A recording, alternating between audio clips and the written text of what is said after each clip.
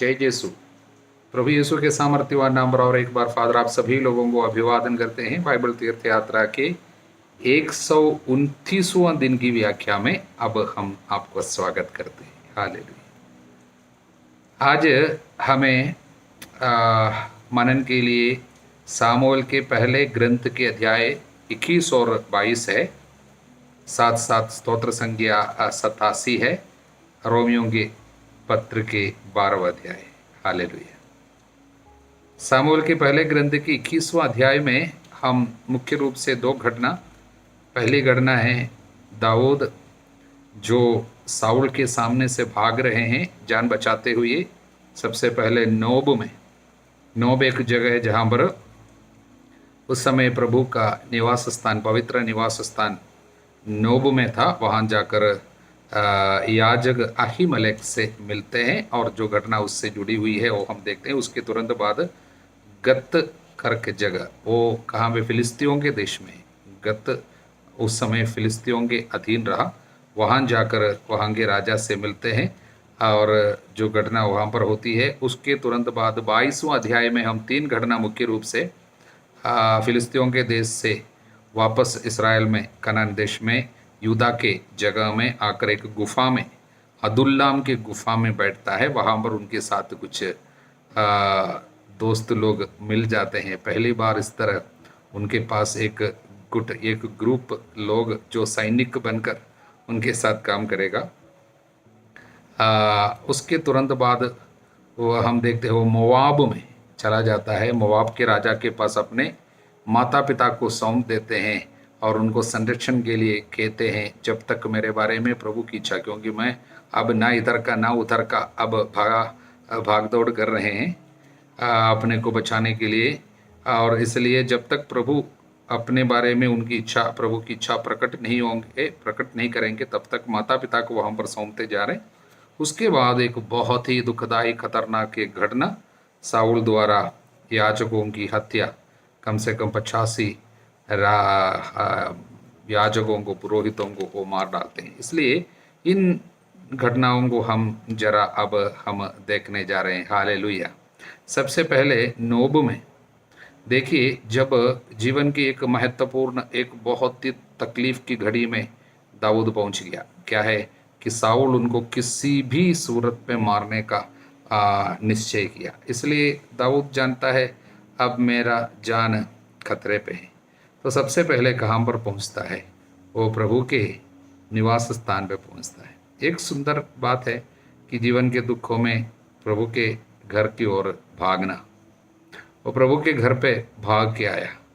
एक ऐसा ईश्वर होना हमारे लिए कितना सुखद बात है।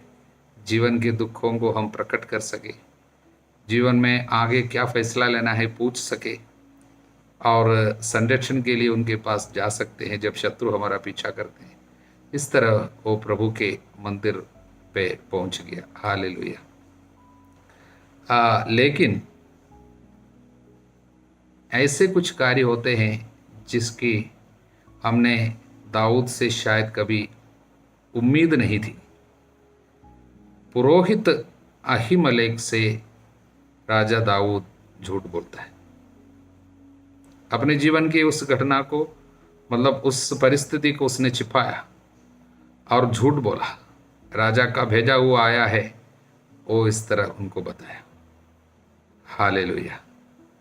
कैसे भी हो, उनके उस तरह का आचरण इसलिए हुआ क्योंकि वो डर गए थे। अपने विश्वास को उस समय शायद इस्तेमाल नहीं कर पाया। वो भीरुता पे और डर पे उसने झूठ को मुंह से निकलने दिया और उसका उस झूठ जो उसने जो बोला और प्रभु के उन पुरोहितों के साथ उस पुरोहित के सामने जाकर अपने को इस तरह प्रस्तुत किया, उसके फलस्वरूप बहुत बड़ी विपत्ति आई। पुरोहित मारे गए, पुरोहितों के ऊपर विपत्ति आई। बाद में उसके लिए दाऊद पछताते हैं। 22वां अध्याय के 22वां वचन में वो दुखी हो जाता है क्योंकि उसी के कारण ये घटना हुई है, पुरोहित मारे गए, उनको पता चला। कैसे भी हो, संदेश, इन घटनाओं से कुछ संदेश हमको मिलते हैं।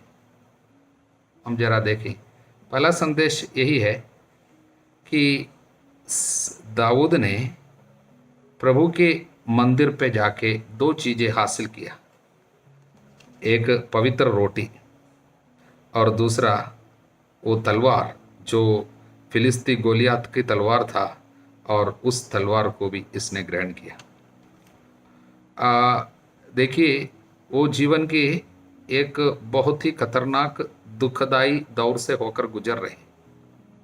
वो अब भाग रहे हैं। वो यहाँ पर देश में रह नहीं सकता, अपने को बचाने के लिए वो भाग रहे हैं, अपने को छिपा रहा है, और आने वाले कुछ समय में वो ऐसा ही रहेगा। लोगों के सामने अपने को प्रस्तुत नहीं कर पाएगा।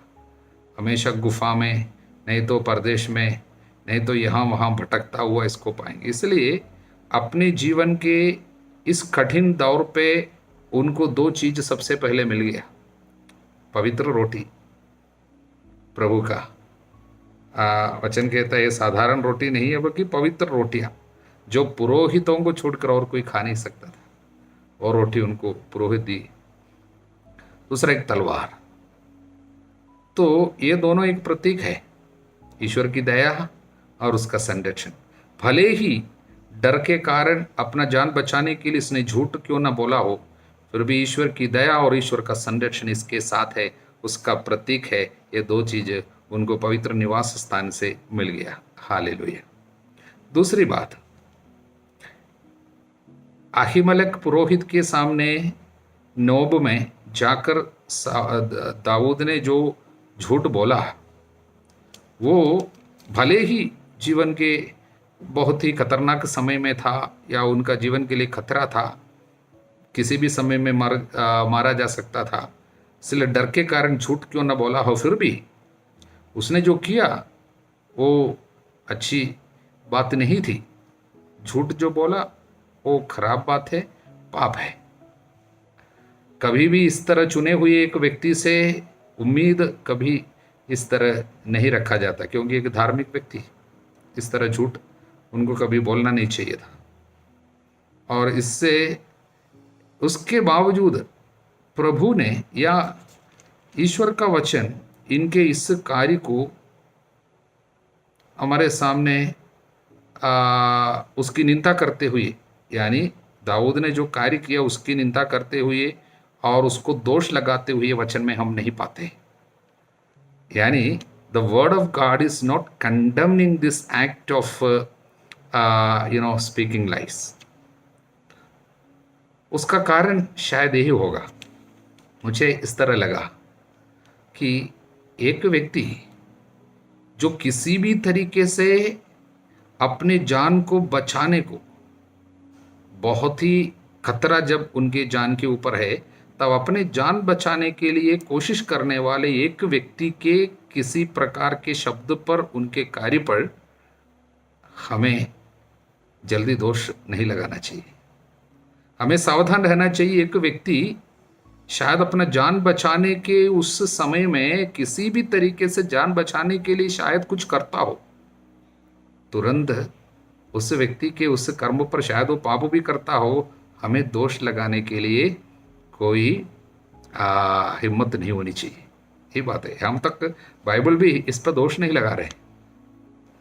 इसका मतलब ये नहीं कि उसने अच्छा किया हो, हालेलुया। इसका मतलब ये नहीं कि आप ऐसा कर सकता हो, लेकिन इससे संदेश है ऐसा कोई किया, उन पर दोष नहीं लगाना चाहिए। उदाहरण के लिए जान बचाने के लिए शायद झूठ बोला हो, जान बचाने के लिए किसी और की हत्या किया हो, फिर भी हमें दोष लगाना नहीं है, क्योंकि जान बचाने के लिए एक आदमी अंत में कुछ भी कर सकता है। दाऊद इस तरह की स्थिति में थी, उनके पीछे शत्रु लगे हुए थे, उस समय वो एक झूठ बोल बैठा। हालेलुया। इससे जुड़ी हुई और एक संदेश,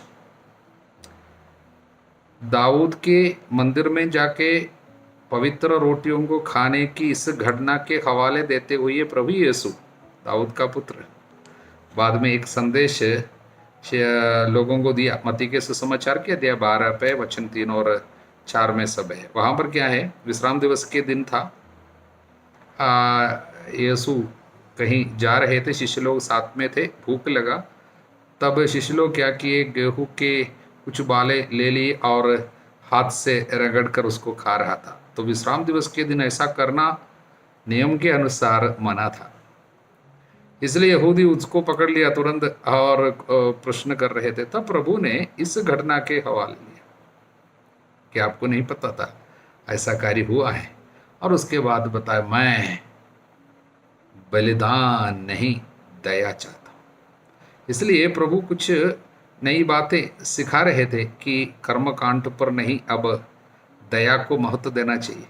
बलिदान से और नियम के पीछे जाने से सब बहुत ही महत्वपूर्ण है दया। और इस बात को समझाने के लिए प्रभु इस घटना को इस्तेमाल किया था। हालेलुया। दूसरी एक बात संदेश है, वो दोएग नामक एक आदमी से जुड़ा हुआ। मंदिर पे ये प्रभु के निवास स्थान पर जब दाऊद घुसे उस समय वहाँ पर और एक आदमी बैठा था। वचन 8 अध्याय 21।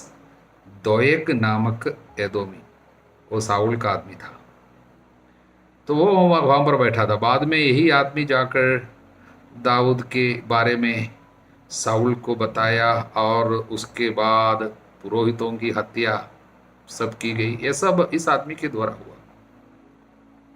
हालेलुया। संदेश यही है, पवित्र निवास स्थान में प्रभु के मंदिर पे कौन कौन लोग बैठा है हम नहीं जानते। Hallelujah, hallelujah. प्रियजनों, प्रभु हमको ये संदेश देना चाहते हैं, वो ये है, मंदिर में अनेक लोग अनेक प्रकार के कार्य लेकर आएगा। सब लोग ईमानदारी से प्रार्थना करने के लिए आए हुए लोग नहीं होंगे। अलग अलग स्वभाव वाले लोग अलग अलग कार्य से आता होगा।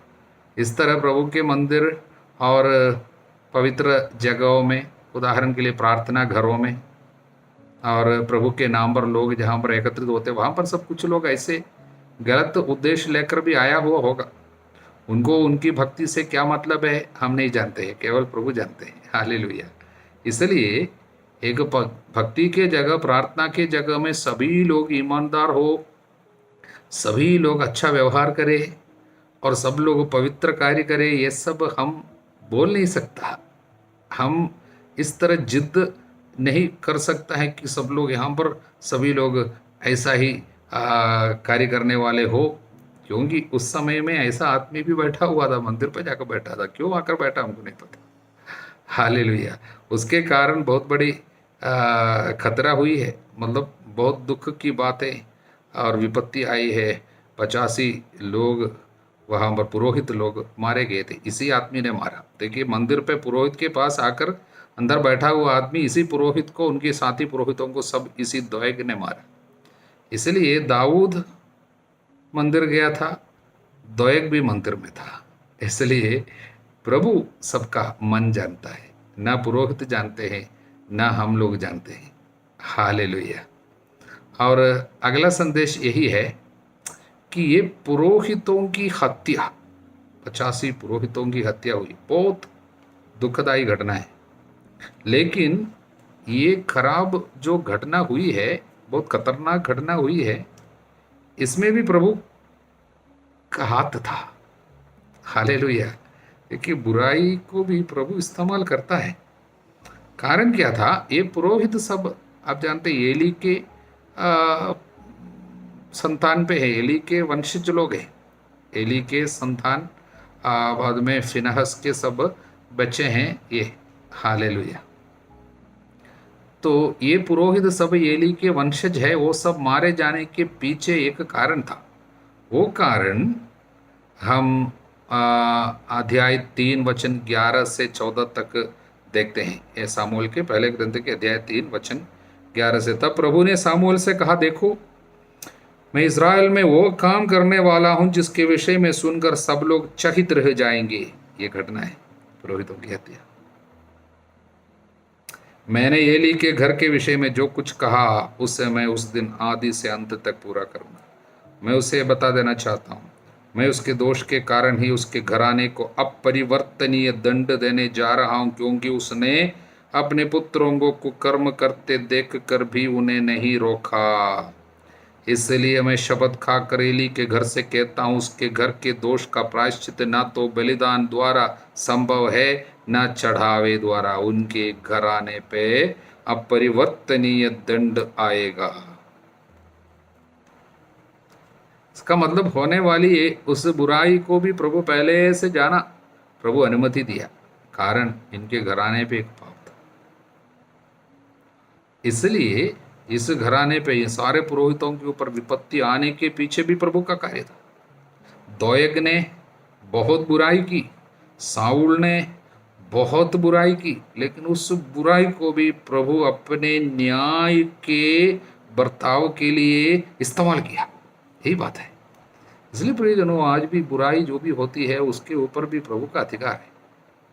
कोई भी गलत कार्य शायद हमारे आंखों के सामने हो रहा हो, दर्दनाक कार्य, कुछ विपत्ति यहाँ वहाँ होती है, उसके ऊपर भी प्रभु का अधिकार है। सब कुछ के ऊपर प्रभु का अधिकार है। हालेलुया। अगला संदेश, दाऊद गत के राजा आकीश के पास पहुंचा। वहां पर आकीश के सेवकों ने दाऊद को पहचान लिया। उसने सोचा नहीं था मुझे पहचान लेगा। तब जाके दाऊद के मन को चोट लगी। वो गत के राजा आकीश से बहुत डरता था, वो डर गया। तब उसने क्या किया, इसलिए वो उसके सामने पागलपन का स्वांग भरने लगा। उन्होंने उसे पकड़ लिया तो वो पागल की तरह उसके सामने फाटक के किवाड़ों के ऊपर कुछ निशान बनाने, अपनी दाढ़ी पे लार टपकाने सब लगा। जब लोगों ने उनको पकड़ लिया, ये पागलपन का नाटक या स्वांग रचाया।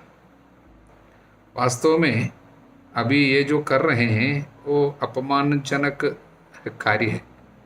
वास्तव में डरने के कारण ऐसा सब करना पड़ा। इसका मतलब वहां पर इनका विश्वास डगमगाया, प्रभु पे भरोसा डगमगाया, इनका धैर्य खत्म हो गया और डर को आने लगा। इसलिए ये सब कार्य करना पड़ा। कैसे भी हो वहां से बच निकला।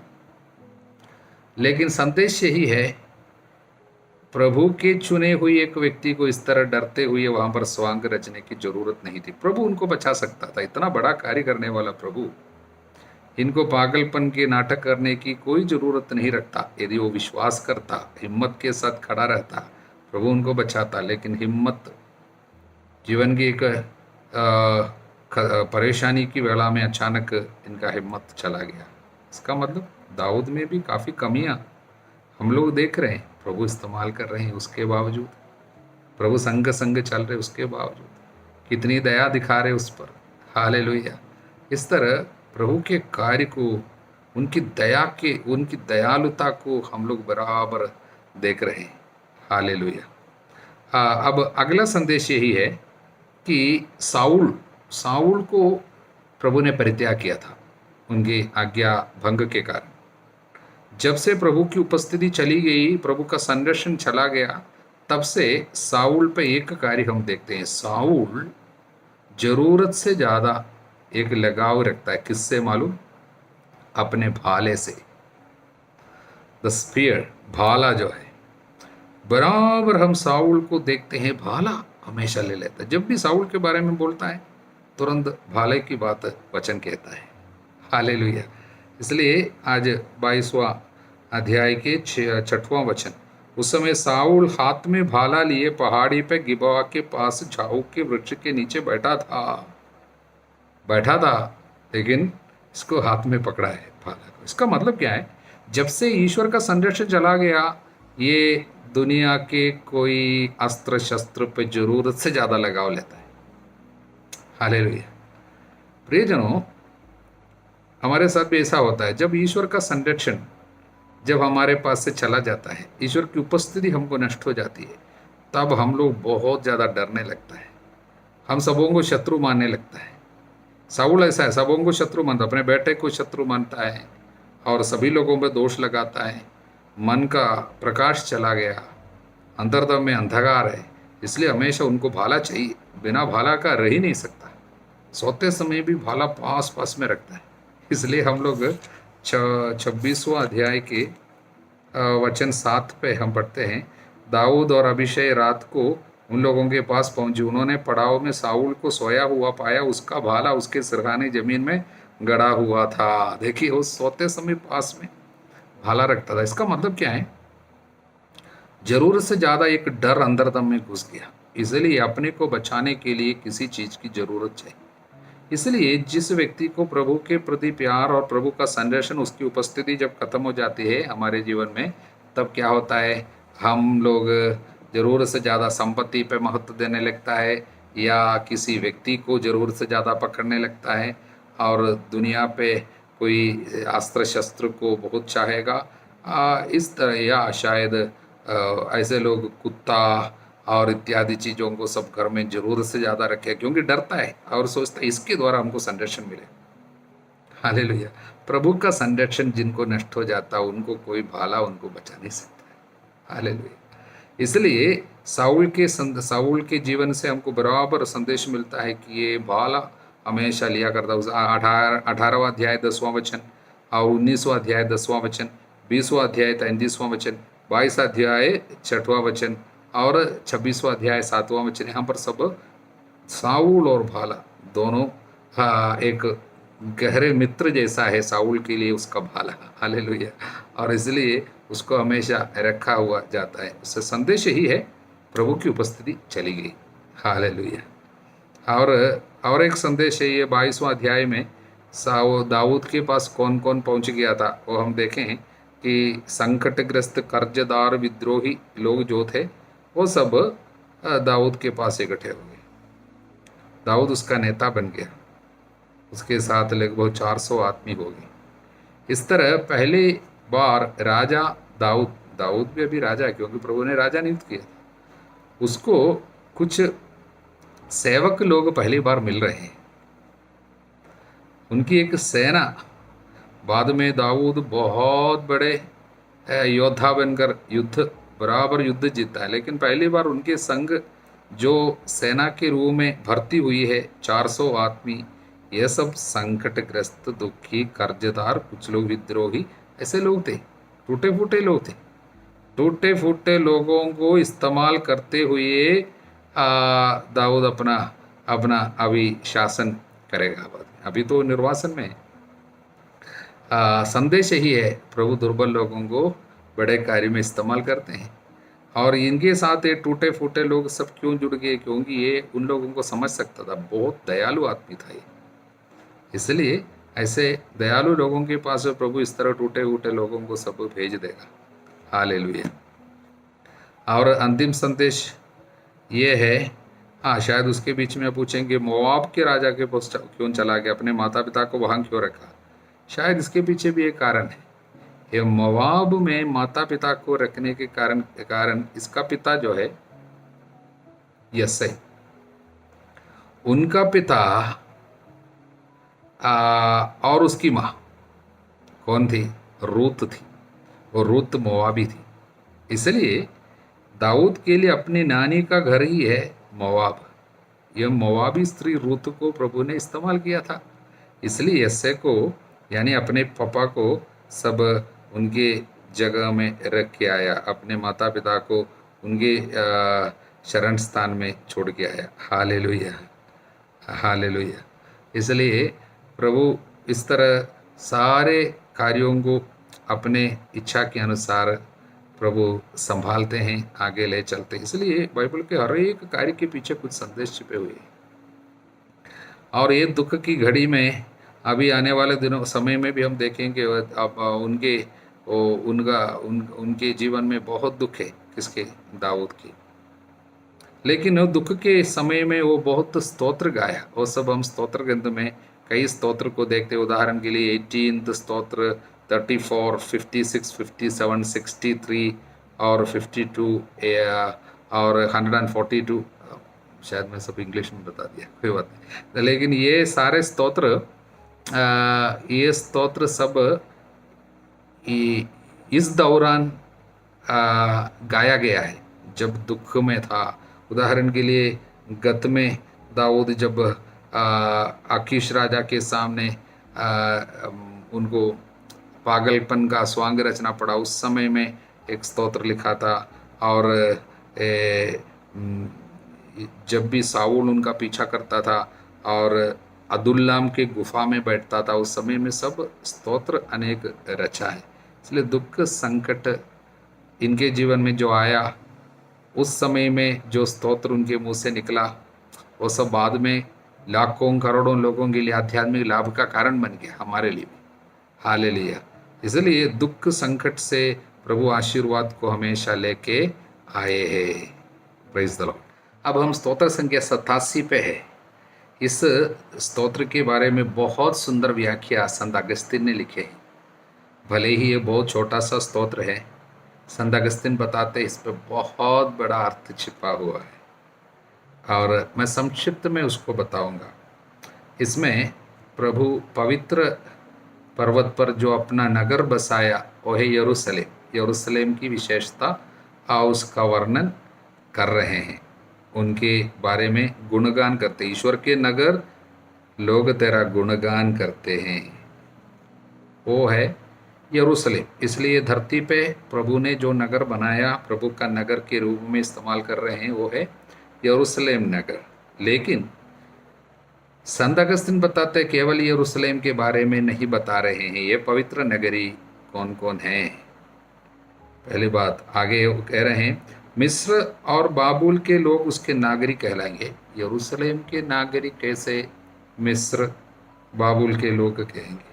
फिलिस्तिया, तीरूस, इथियोपिया, सियोन को अपना सियोन इथियोपिया, सब सियोन को अपना जन्म स्थान मानेंगे। सियोन जानते हैं, या यरूशलेम को सियोन नाम भी है, सायन। सियोन मतलब जिस पहाड़ पे यरूशलेम नगर बसाया हुआ है, उस नगर को, उस पहाड़ को सियोन पर्वत बोलता है। हालेलुया। इसलिए फिलिस्तिया के लोग, तीरूस के लोग, इथियोपिया के लोग सब सियोन को अपना जन्म स्थान मानेंगे। इसका मतलब क्या है? इसका मतलब संत अगस्तीन हमको बताते हैं, हम भी उस नगर में जन्म लिए लोग हैं, क्योंकि हम ईसाई है, क्रिश्चियन है। तो वो नगर जिसके विषय में वचन कहता है, ये बाइबल बताता है, ये स्तोत्र बताता है, वो है कलीसिया, माता कलीसिया। इसलिए कलीसिया में मिस्र के लोग, बाबुल के लोग, फिलिस्तिया, तीरूस, इथियोपिया के सारे लोग आएंगे। यानी कलीसिया एक माँ की तरह बच्चों को जन्म देंगे। अलग अलग देश के, अलग अलग भाषा बोलने वाले, अलग अलग रीति के लोग सब इसमें आएंगे। कलीसिया में सभी लोग आएंगे। इसलिए कलीसिया का प्रतीक है ईश्वर की नगरी यरूशलेम। सियोन जो है कलीसिया के प्रतीक है। ये दूसरा संदेश। तीसरा संदेश क्या है? सब लोग सियोन को अपनी माँ कहेंगे, क्योंकि सब वही उत्पन्न हुई है। सर्वोच्च प्रभु उसे सुदृढ़ बनाए रखता है। सर्वोच्च प्रभु ने उसको बनाया, लेकिन प्रभु राष्ट्रों की सूची में उनके विषय में लिखता है कि सियोन उनका जन्म स्थान है। तो प्रभु सियोन के बारे में कहता है कि सियोन मेरी माँ है, मतलब मेरा जन्म स्थान है। हालेलुया। मैंने भी वहाँ पर जन्म लिया। ये कैसा होगा? प्रभु ने उसको बनाया, ये नगर को प्रभु ने बनाया, लेकिन वो नगर में प्रभु आकर जन्म लिया। हालेलुया। और एक महान रहस्य है, संत अगस्तीन बताते हैं, listen now to a deep mystery. जन्म देने वाली माँ को पहले किसी ने बनाया और उसी माँ में आकर जन्म लिया। ये माँ मरियम के बारे में, पहले जिसने माँ को बनाए उसी माँ से जन्म लिया। सब कुछ ईसा मसीहा के द्वारा सृष्टि किया गया, वचन कहता है। इसलिए माँ मरियम भी यीशु के द्वारा सृष्टि किया गया। आदि में जो शब्द था, शब्द ही सब कुछ को बनाया, वो यीशु था। इसलिए मरियम को भी जिसने सृष्टि किया, उस मरियम में आकर जन्म लिया। वो नगरी के बारे में बताया गया है, वो मरियम है, यरूशलेम, सियोन, प्रभु की नगरी। मरियम के बारे में यहाँ पर बताए गए हैं। हालेलुया। और ये भी बताया गया, ये स्वर्गिक जेरूशलेम के बारे में, स्वर्गिक यरूशलेम के बारे में, यानी स्वर्ग में हमारे लिए जो जगह तैयार किया गया, वहाँ पर वो सब हम सभी लोगों की नगरी है स्वर्ग। इसलिए स्वर्ग के बारे में भी ये जब सियोन की बातें हम पर बताया, वो स्वर्ग की बातें बताए गए। इसलिए 4 संदेश इस पे, एक यहाँ की नगरी यरूशलेम की गुणगान किया हुआ है, और दूसरा कलीसिया है, तीसरा माता मरियम है, ये चौथी बात है स्वर्ग, स्वर्गीय जेरूशलेम। ये संदेश सब ये छोटी सी स्तोत्र में, भजन संहिता इस भजन में छिपी हुई है। हालेलुया। अब हम रोमियो के नाम पत्र के अध्याय 12 में पहुंचे। 12वां अध्याय की विशेषता जो है वह रोमियो के नाम पत्र के दूसरा भाग शुरू हो रहा है। पहला भाग 1 से 11 अध्याय, दूसरा भाग 12 से 16वां अध्याय तक। हालेलुया। प्रियजनों, ये संत पौलोस के हर पत्र की एक विशेषता है। सबसे पहले वो कुछ सिद्धांत सिखाता है, डॉक्ट्रिन्स। दूसरे भाग में वो उसका प्रैक्टिकल एप्लीकेशन, यानी व्यावहारिक अनुप्रयोग, किस तरह उसको लागू जीवन में कर सकता है, उसके बारे में सिखाता है। इसलिए पहले भाग में यहाँ पर संत पौलोस हमको सिखा रहा था कि मुक्ति जो है वो संहिता के कर्मकांड पर चलने से नहीं मिलता, हमारे कर्म के अनुसार मिलने वाला चीज नहीं है मुक्ति। मुक्ति ईश्वर का दान है, वो एक वरदान है, वो एक ईश्वर की दया है, इसे ग्रेस है, गिफ्ट है। वो विश्वास के द्वारा हमको मिलता है। ईसा मसीह में विश्वास करने के कारण पिता परमेश्वर मुफ्त में देने वाली एक कृपा है, जो मुक्ति, साल्वेशन। वो हम लोग मेहनत से प्राप्त करने वाली चीज नहीं है। हालेलुया। वो ईश्वर का दान है, विश्वास द्वारा हम उसको पाते हैं। हालेलुया। और वो सिद्धांत हमको सिखा रहा था 11 अध्याय में, थोड़ा सा गहरा चीज था। अब ईश्वर का जो वरदान जो मुफ्त में हमने पाई है, और उसको हम कैसे अपने जीवन में प्रयोग करेंगे, उसका जो मुक्ति हमको मिल गया। देखिए, हम लोग कुछ मेहनत करके और अच्छा व्यवहार करके मुक्ति को पाने के लिए कोशिश नहीं करना, वो नहीं। मुक्ति हमको मिल गई, इसलिए मुक्ति ईश्वर ने जो दिया, इसलिए हमारा एक उत्तरदायित्व है। मुक्ति पाने के कारण हमारा एक उत्तरदायित्व है। वो उत्तरदायित्व हम किस तरह अपने जीवन में प्रकट करेंगे, ये 12वां अध्याय से सिखा रहे हैं। Practical application. प्रभु जो हमको मुक्ति देता है, वो प्रभु हमारे जीवन से क्या चाहता है, उसके विषय में 12वां अध्याय से वो सिखा रहे हैं।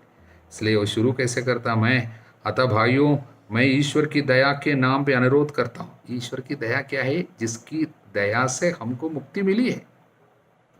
इसलिए वो दया के नाम पर मैं अनुरोध करता हूँ, आप मन तथा हृदय से उसकी उपासना करें, जीवंत पवित्र सुग्राह्य बलि के रूप में अपने को ईश्वर के प्रति अर्पित करें। जीवंत बलि के रूप में अपने आप को अर्पित करें, आपका शरीर अर्पित करें। इंग्लिश में ऐसा लिखा है, present your bodies as a living holy sacrifice. इसलिए अपने को प्रभु के चरणों पर अर्पित करना, यही हमारे आध्यात्मिक आराधना है। This is your spiritual worship. Hallelujah. उसके बाद हमें दया दिखाने के बारे में सब बताते। ईश्वर ने हम पर दया किया, इसलिए हमें दूसरों पर दया करनी चाहिए। इसलिए भ्रातृ प्रेम की विशेषता सब बताया गया है। और एक वचन केवल हम आपको याद रखने के लिए देते हैं, वो है 12वां अध्याय के 12वां वचन। बहुत सुंदर वचन है, मैं इसको बराबर लोगों को सिखाते आ रहा हूँ। ये बहुत सुंदर वचन, इसको दिल में लगाए रखेगा। संक्षिप्त के रूप में इस पूरे अध्याय के एक निचोड़ के रूप में 12-12 याद कीजिए। वो इसमें लिखा है, आशा आपको आनंदित बनाए रखे, आशा आपको आनंदित बनाए रखे। और क्या है, आप संकट में धैर्य रखे तथा प्रार्थना में लगे रहे। संकट में धैर्य रखे, प्रार्थना में लगे रहे। इसलिए 3 बात संक्षिप्त के रूप में, आशा आपको आनंदित बनाए रखे, रिजॉइस इन योर होप। हमेशा आपके पास आशा होनी चाहिए, वो आशा आपको हमेशा आनंदित बनाए रखे। संकट में धैर्य रखे तथा प्रार्थना में लगे रहे। प्रभु आप सभी लोगों को आशीर्वाद प्रदान करे, आप सदा सर्वदा अनंत काल तक। आमीन। जय यीशु।